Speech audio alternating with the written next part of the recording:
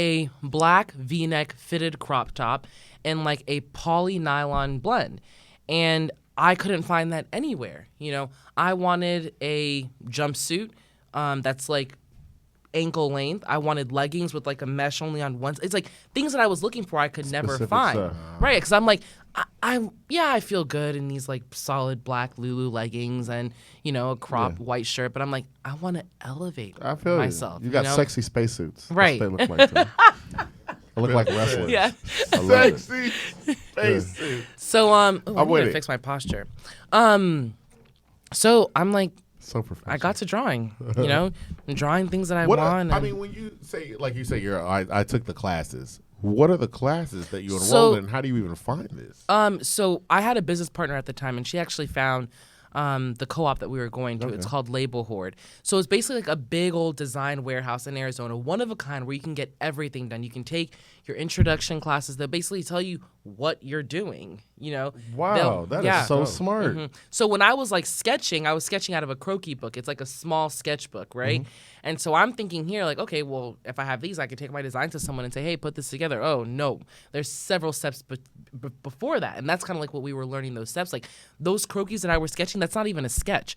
You have to sketch something on something called a flat, which is like on a full piece of paper with like every detail from the seam to the measurements to the cuts, everything. So that's kind of like what we were learning, like the whole process, because I knew nothing. I'm not a fashion, I was not a fashion designer. Like, yeah, you can draw and stuff, but like when it comes down to like the logistics of it all, there's so many steps and so many people you need to help you with things like, to and in between. So it's kind of like what you're learning, like the ins and outs of it and, who you need to go to, the cost, all the details that you need, all the different measurements that you need, because designing it is one thing, but then you have to like construct it to go on the human body, right? So you need to know every single measurement. And there's probably, per a garment, there's probably 22 measurements that you need. So imagine this shirt that you have on, like there was 22 measurements, taken to fit it to whatever size that you are. Really? Mm-hmm. Ralph Lauren did 22 measurements. A long You got time your ago. armhole, you have your collar length, you have, the loop, everything. Yeah. It's just, there's so much. And you were still like, that's a lot. Yeah. And you. I'm still learning. Yeah, absolutely. I'm still learning for sure. So then it's, our studio, it gets kind of hot sometimes. Yeah. But it is what it is. So you're learning this and then you're like, okay, so I want to go ahead and get ready to start the launch. What are some of the things you're kind of learning on the way as you're going? I'm learning a lot of things on the way, the different measurements, the benefits of different fabrics, the wear and tear. It's like, cause I've tested out every piece. So when we get something together, it's like you're learning. And I mean, you spend thousands of dollars reconstructing things because, you design it and then it's brought to life and you put it on and you realize, okay, well, this is not right here. So we have to change the waistband. We have to change the measurement here at the crotch. We have to bring up the mesh. We have to, decrease the mesh. We have to make the band a little bit tighter. So we need to take off some fabric on the circumference. And so, you're learning all of that along the way. You're learning, what's going to fit. Like you have to try it on other people. You have to see, okay, how universal is this fit going to be? Patience. You're learning patience, right? Yeah. And you're learning that nothing's going to happen as fast as you thought it was going to happen. So I started this process in 2018, September of 2018. I was like, okay, I think we're going to be ready. We want to be set to launch by February of 2019. That's what. I still haven't launched. Man, sounds like us with this podcast. That was a big freaking joke.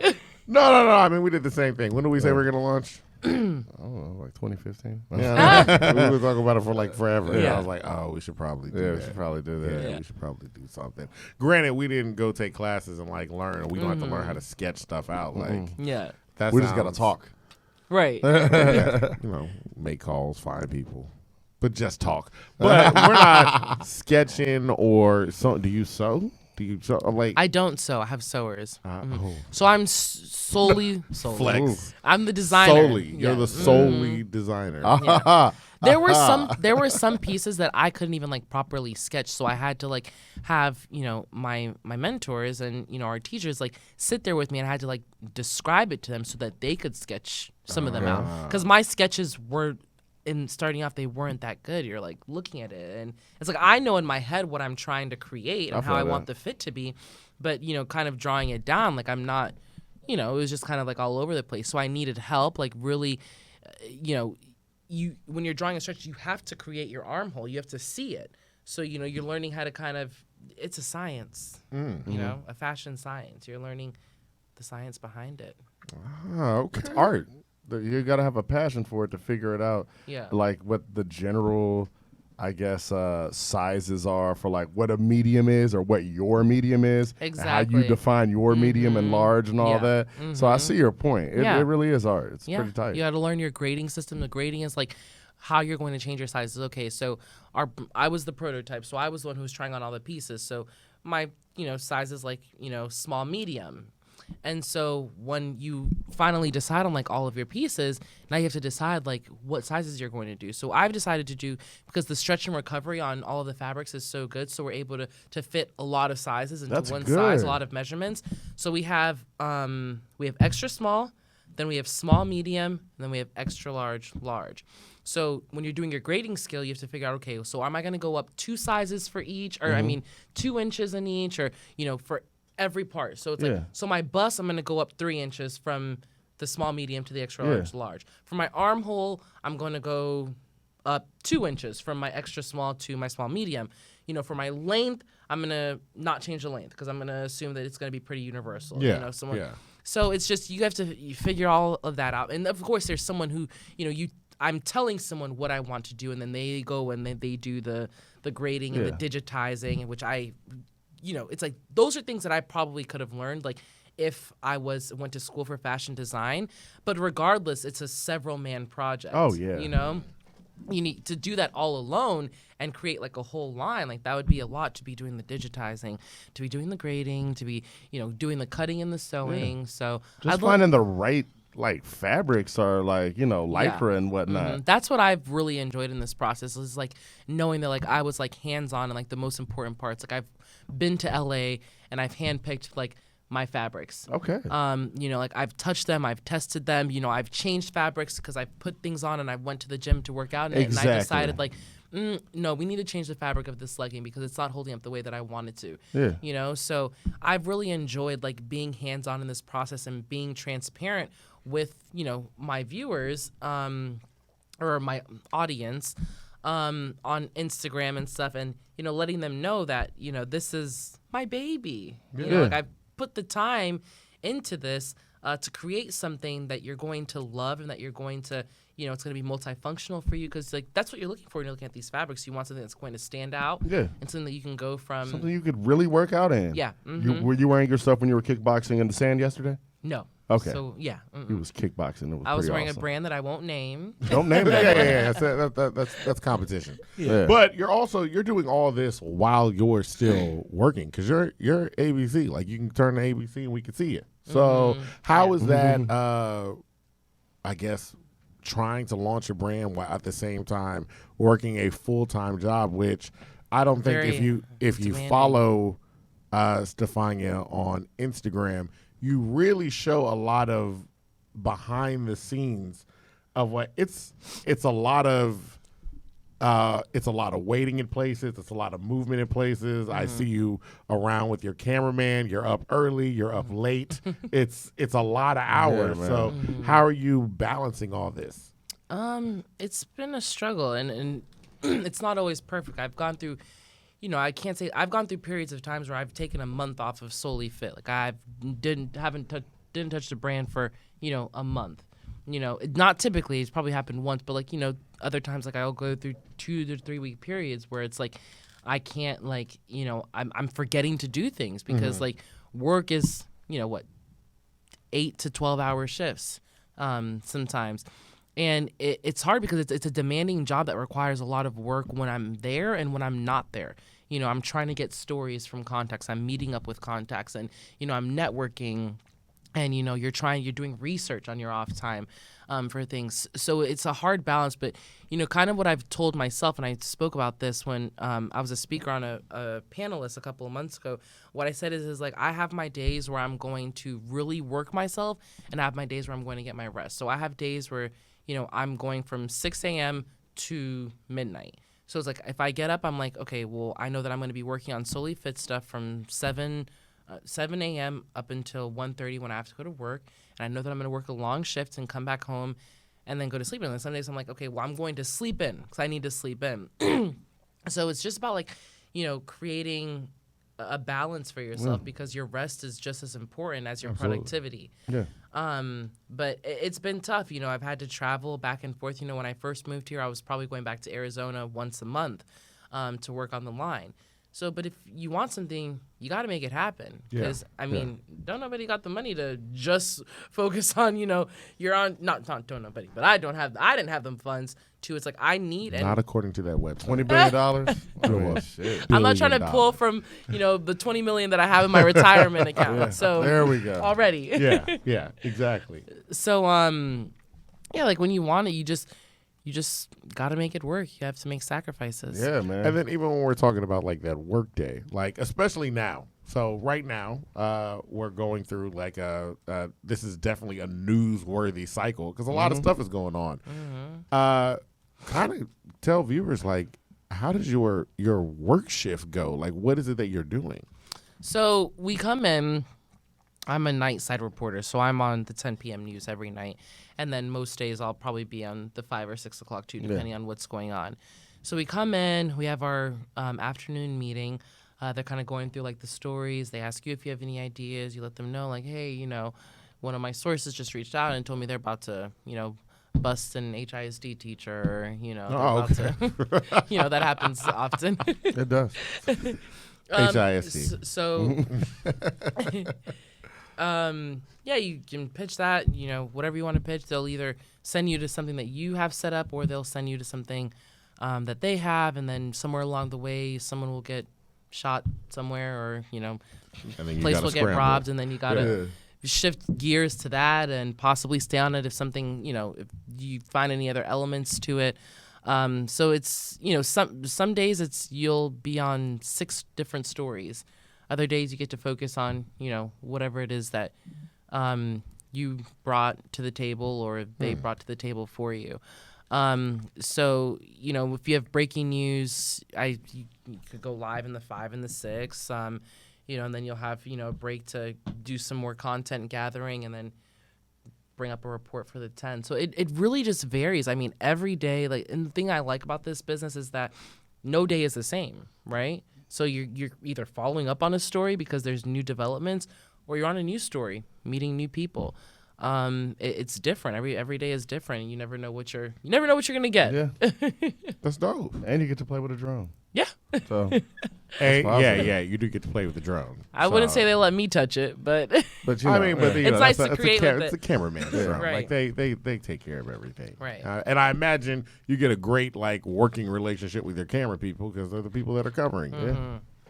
And they can make you Yep. look horrible. They could be like, "Let me shut the lights off on you." yeah. And you work with them very close. I mean, we're together for what, 9 hours in a car, driving around. And you gotta love them. And that's I guess that's the other thing. The amount of time, if you follow you on Instagram, the amount of time that you're out in the field, Man.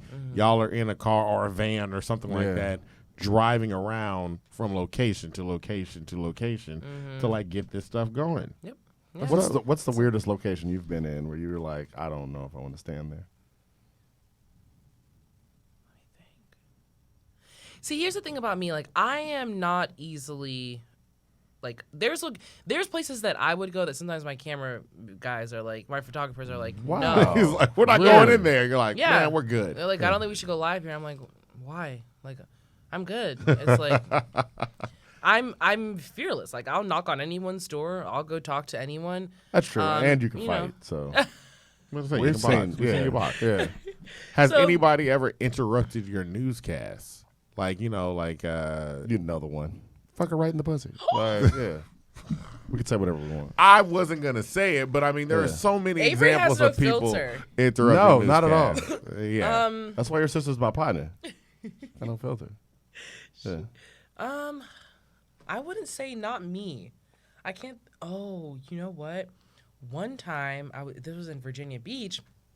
I was going live. A 7-Eleven had been robbed, and this like guy was like in this pickup truck. Like, this is me, and this is the pickup truck, right? And I'm sitting there going live, and he's just backing up, and I'm like moving over, and he's like not stopping. So they had to like cut to the video, and I just had to like move off camera totally.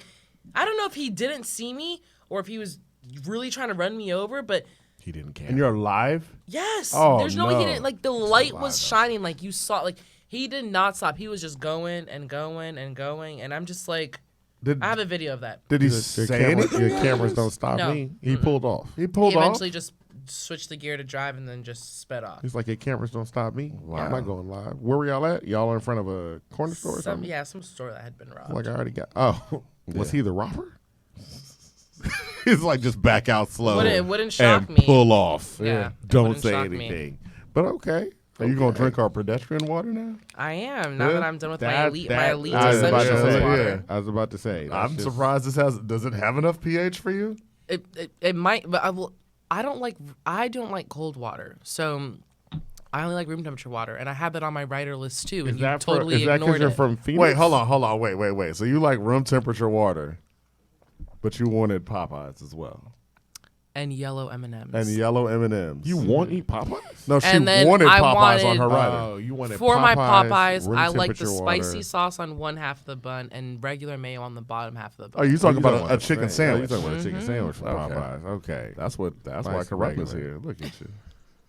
I That's don't the think rumor. you don't think Corona was started by Popeyes, was it? That's that they put it in the atmosphere. Half That's why of they it, had my to humble take- opinion, is not saying that. Popeyes. In case you ever want to, I mean, look, if you want to use me as a spokesperson, These I are love their jokes. chicken These are sandwiches. humble chicken sandwiches opinions. are great.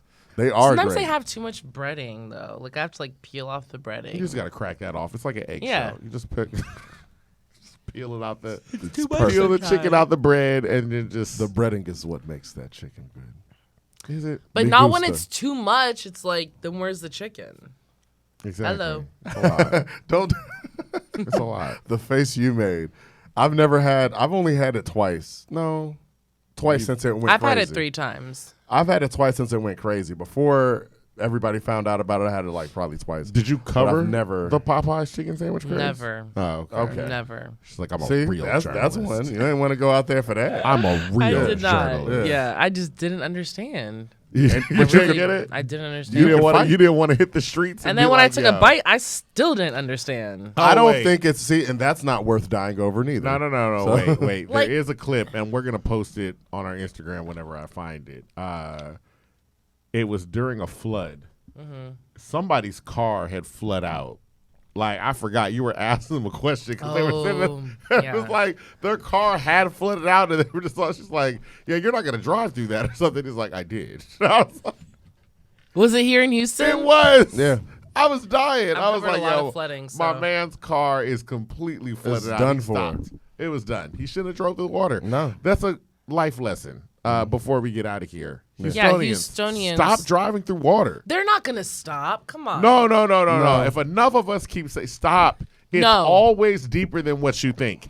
It's always There's deeper so many things that than we what need you to- think. yeah. We got a whole traffic segment we we got to do. talk about with you. I We mean, will. people think that they have 4-wheel drives. They think, I don't understand. How do you not know? they're never going to stop. How do you don't not know? understand. But then again, selling cars, people don't know nothing about cars. I just don't Yeah. get it. I would say Stop. I don't know nothing about cars. But you should know to not go through water. Like, why? People don't know. And people are always like, well, I just wanted to save, time. I want to go ahead and get home. That's why you get now gap your insurance. car is gone. Yeah. Now your car is gone. It and is. you're still not home. Yeah. And you're wet. You could have waited. All right. That was sorry. Hey. Sorry. Well, and then you have to, your car gets stranded, right? And then someone comes and jacks the tires Exactly. takes the tires And and the rims. that's not good. Exactly. Yeah. So that's why I was like, Houstonians. Welcome stop. to Houston. I love Houston, but there are certain things I hate. Y'all don't have public transportation like Yeah. I want. Your driving is horrible. Like, a lot of the drivers here are horrible. For some reason, a lot of y'all slow down and cause traffic for The no traffic. reason. Yeah. Like, no reason. They don't know how to We'll merge. get to that. We have Y'all don't know how to merge. Nobody knows what a zipper lane is. Nobody knows yet. Okay, go ahead. Sorry. Yeah, because we got to show the diagrams. We'll have a lane? whole Right. thing about There's a whole that. thing. We got a really whole want to thank you for coming out. You didn't even have to come. I mean, thank you because you're like, you're a No, I am honored. Like You're a I'm honored that celebrity street. Devon asked me to come. Yeah, appreciate And I mean, it. I know that you guys couldn't get my writer list together. But Actually, like, Alex was in charge of that. She booked you, so that's pretty much. You got to talk to your man. We'll Yeah. get the writer right next time. Once again, this has been In My Humble Opinion podcast. I'm Carlton Banks. This is my brother Devon. And we had our special guest with us today, Stefania. I can't say the middle name. no, Okolie. come. I can't do it. I can't do it. Goodbye and good night. Bang.